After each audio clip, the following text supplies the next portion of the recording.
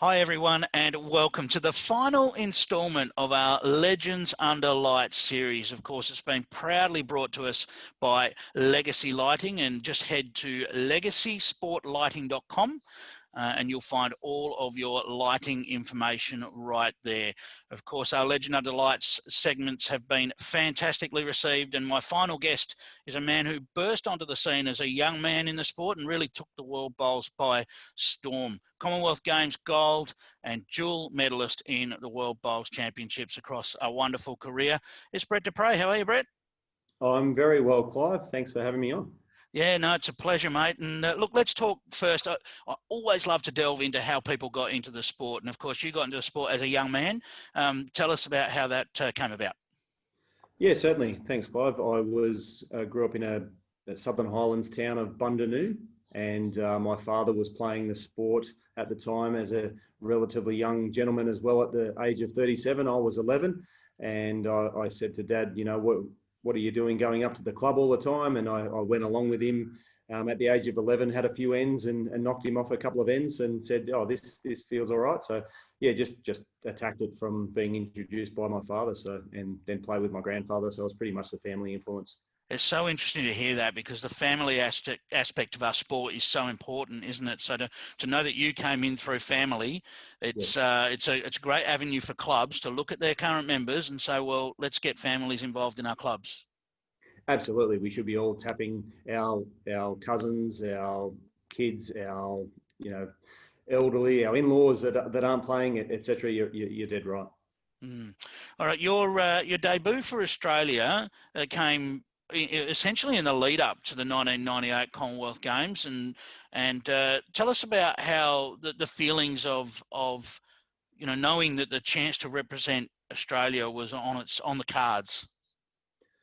Oh, it's just a fantastic time and period through my career. Obviously, I was playing for New South Wales at the time and playing on the tournament circuit and getting pretty involved, and had pretty much a purple patch of events that led to my selection in the Australian squad. Once I was selected in the squad, obviously I trained hard, knew the Commonwealth Games in Malaysia was on the horizon, so really dedicated myself to practicing on the slower greens and working up to being able to compete even in the heat. Dare I say it, I actually went up to Cairns and stayed at my cousin's a week before we had to go across to Malaysia for trials. So I left a day in between my sort of holiday and training in Cairns just to acclimatise before I jumped on a plane to go over to Malaysia, just so I was sort of used to doing some exercise and training and bowling in the heat. And obviously when I got to the trials, that paid big dividends. I hit the green running. I didn't fatigue as much as some of the others team members, and I just really nailed the trials, I guess. So all the hard work I put in, it paid off, and they picked me to play well on the Malaysian greens. So yeah, obviously getting named in the side was fantastic. So once we knew that, and we went over for the Malaysian Championships, and that was a great lead up to the Commonwealth Games. Yeah, I mean, it's such an interesting lead up, and I guess that experience and the dedication that you had gets rewarded down the stretch, doesn't it? So it's about having that familiarity and knowing the conditions and being prepared for those conditions. Sounds like you nailed that. Absolutely, it was so different to Australian conditions. So I practiced on croquet greens over here, as long as I could, as long ends as I could play, and just really reefing them up there, because your technique changed. You had to have the rhythm. If you didn't have that, it was nothing to be 20 foot short. You're watching Australian players go over there and struggle to get up and reach the head. It was, you knew you had to be focused and you had to be well trained for it. So yeah. All right, let's put ourselves in the moment now, and you're in the Commonwealth Games at Kuala Lumpur, 1998, alongside one of the characters of the sport in Mark Jacobson, and you guys got the gold. Tell us about how that final went and the feelings that were going through the mind and the body. Yeah, certainly. We obviously played well together, Mark and I, on the slow greens as well. Mark, coming from Victoria, put a lot of work into his own game as well to play well. We got on well as a pair, knowing each other's game well. I knew Mark was an attacking player, so I just had to sort of set it up that he was going to attack, and you just get out of the way, as most good bowlers know. You just put them around and then cover a bit of insurance at the back most of the times, or you just keep attacking until it was safe. But during the final, it was, I remember the first 18 ends were just to and fro between the four of us. It was such a great game. Probably barely 11-second green. A true 11-second green, and not many people have played on a true 11-second green. But it was still hurling them up there with barely a foot and a half of grass, and hoping they turn at times. But yeah, so it was a topsy-turvy battle. We put ourselves in a position to win it. Then Mark Jacobson obviously played some, outstanding drives when we were under pressure, to take a couple of bowls out to win the end and kill it. He took the nearest bowls out, left our bowls there, and we were shot. So their player went through the head, their skip, Robert Wheel. I think it was one of his second or third runners up at Commonwealth Games. I know I understand he had quite a few in the end. He went through the hole. I was confident ours was shot. They wanted to call the umpire, but I thought had a fairly good eye, and fairly confident that we'd won, but we had to go to the nerve-wracking measure and hoping to knock bowls over and so forth. But then so it was a little bit of an anticlimax as far as that was concerned. But once we knew we had it, obviously ecstatic. So all that hard work paid off, and pretty much the goal I'd ever could dream of came off. Commonwealth Games gold medal for me was the ultimate. Where's the gold medal now, mate? It did come out a few weeks ago. My partner Danielle had some friends down, and they wanted to see the gold, so it's stuck up in the top of the cupboard, back in a box. But don't tell us which cupboard. I don't want to be responsible for any of that. So, kept in a safe place, no doubt. Yeah, it is. Yeah, it was good to relive, and it's not too far away, but. Fantastic. Tell us about 2000 when Australia claimed the Leonard Trophy, because I've seen a couple of the players comment in other places about the honour of winning the Leonard Trophy, which was basically the best performed country at the World Bowls Championships in Johannesburg in 2000. Tell us about the thrill of winning that, because I believe it was the first time Australia had won it in many years. Yeah, exactly. It was probably just good recognition for what that team and that squad had achieved for a number of years. As you mentioned, I started in the squad in 97, picked in 98, pretty much played Asia Pacifics in 99, won gold in the pairs and fours as well. And then we went to the World Championships, pretty much a similar team for that 2 years. And we were the most consistent team overall in the rankings, the way the points were scored. So to win the Leonard Trophy for Australia in the World Championship was huge. As I said, just good recognition for the team, I believe, and the consistent efforts over a number of years. That's the way I look at it. So it was good. It was great. And speaking of World Bowls, of course, you medalled twice. You got bronze in the 2000 pairs in Johannesburg, and silver in 2004 in the fours. We can hear we know about the honour of representing Australia, and it must be amazing. But to come away with some fantastic medals that you can keep forever and keep those memories alive must be thrilling to look back on.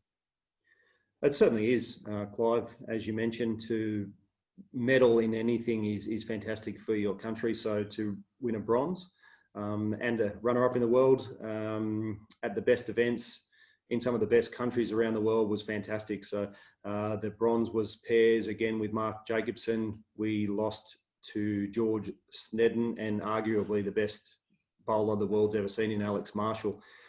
And I remember one of the ends towards the end where Mark Jacobson and Alex Marshall played four of the best bowls I will ever see in my life.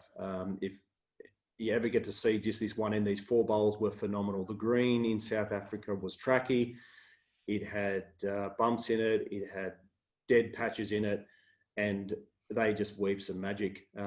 It was unbelievable. Alex walked off the green. He went straight to the bar. He was that hyped in our game, and he had to have a few settlers before he went out to play the gold medal match. And he went out and just beat South Africa solidly. But yeah, that was a great game. And then to represent again in air in the fours with Kevin Walsh, 𝘗𝘳𝘦𝘴𝘦𝘡𝘗 was fantastic as well. We runner up. So I think that was to the Welsh boys from memory. So yeah, obviously on slow greens again, but yes. Yeah, to be runner up in the world, I think we all look at ourselves in that game and probably didn't play to our best. So it was just a bit of a shame we couldn't quite match the efforts of Steve Glasson at those World Championships where he won gold in the singles. But yeah, it was still a good event to come away with the silver. So yeah, very happy, mate. So interesting to hear you referring to, guys like Alex and so forth. We're talking about the year 2000, and in 2020, he's still thrilling us with those amazing bowls, at BPL and so forth. It's fantastic to look at that history and reminisce. In 2005, you made the decision to retire at a young age of just 30. Probably came as a surprise to some. What was your motivation in making that decision? Quite a number of things, Clive, really. So I was recently married, had a 12-month-old son. I was still in the Australian squad, obviously, playing for New South Wales. We'd been trialling for the Melbourne Commonwealth Games, and I was trialling quite well. Went over to New Zealand to play in some sort of warm-up matches and tournaments, I think it was, and played pairs with Kelvin a number of times, and we performed quite well together as well. But I'd also been working with BCIB Insurance for a number of years as well. So I had a full-time job, had a new family, and the Commonwealth Games was on the horizon in Melbourne, where they had Darebin selected as the venue, a brand new venue, and they had to build brand new greens. And they also changed the format of the game. It went to sets play that year. And I still am a little bit negative on the sets play personally, just in the game, a bit traditionalist, I suppose. I liked to, grind out a win over a longer period. I think it was easier for better players to come on top over a longer period, where sets play was a little fluky, I felt. And so I had too many negatives in my own mind about being in the Commonwealth Games team for Australia and not performing at my best and committing to a high performance program where I would have had to go to Melbourne every month for a week, which was the right thing to do for the team. And obviously they proved that was the right thing to do and they had success. I just couldn't commit. I had too many things going on in my life at the time, excellent things as well. Raising children, learning, being on the job, etc. So I just decided it was too many negatives and I couldn't commit. So I just said the right thing to do for me is to pull the pin whilst I was playing well. I always wanted to retire when I was playing well, and I was in the squad. I was told I was penciled in, pretty well, so that was good, and I know I was playing well enough. But yeah. Just wanted to pull a pin when I could say it. It's a list of commitments that many people watching all relate to, Brett. So I can certainly understand that, and credence to you for making the decision and going out on a high. So, of course, more honours have come since. We've seen you inducted into the Bowls New South Wales Hall of Fame in 2012, and of course the Bowls Australia Hall of Fame much more recently. More honours, and I know you're a modest man, but you must love it. Yeah, thanks, Clive. Again, just really good recognition for a lot of hard work. I played the game pretty much for 20 years, flat out, is the way I look at it. Did it professionally for about 10 years, playing for a number of clubs as a promoter of the sport and representing those clubs. And yeah, to achieve what I wanted to achieve was just fantastic. And I just sort of reached a part of my life or a time in my life where I felt I just needed to change chapters. And which I did. So to get recognition in both New South Wales, a state that I love, was fantastic. And then only last year, Bowls Australia recognised my efforts as well, which was good. So the Bowls Australia Hall of Fame, yeah, just very pleased for not only myself but my family as well, and all my supporters and clubs that have backed me. It's just good recognition to say have a Bowls Australia Hall of Famer on their books. So yeah, no, I'm very pleased, mate. And of course, you haven't been lost to the sport at all. We know that you've already touched on your involvement with BCIB, which has been long-standing, and now you're the COO of BCIB, of course, and you sit on the board of Bowls New South Wales. How do you see the health of the sport at the minute in terms of your experience? Because you must deal with a lot of clubs and so forth. How do you see bowls in general at the moment?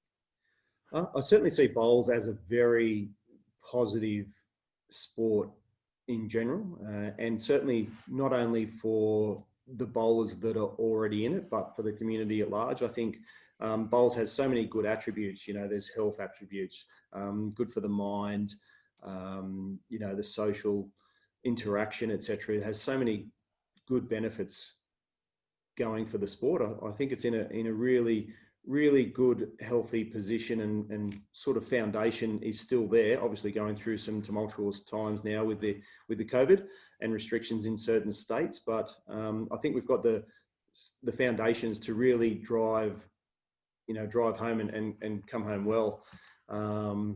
We do want to grow the sport. We want more people playing. Just realizing that anyone can do it. It's very inclusive. We want to make that. We want to make it more inclusive, and that's probably where I like to try and assist. And my role on the Bowls New South Wales board is to try and grow the game and assist. I'm there for the sport.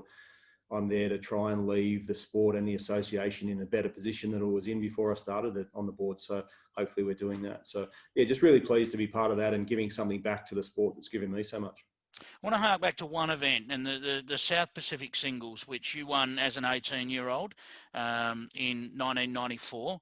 And again, you won it a couple of times after that in 96 and 98. And now we're seeing other young players like 𝘗𝘳𝘰𝘥𝘭𝘺 have wonderful success at that event. You've obviously had some involvement with the Jackaroos, the BCIB, Australian Jackaroos, of course. What's your thought of the batch of players that are coming through at the moment? Yeah, certainly. They're all fantastic players, both from the ladies' side and the men's side. They're fantastic, energetic.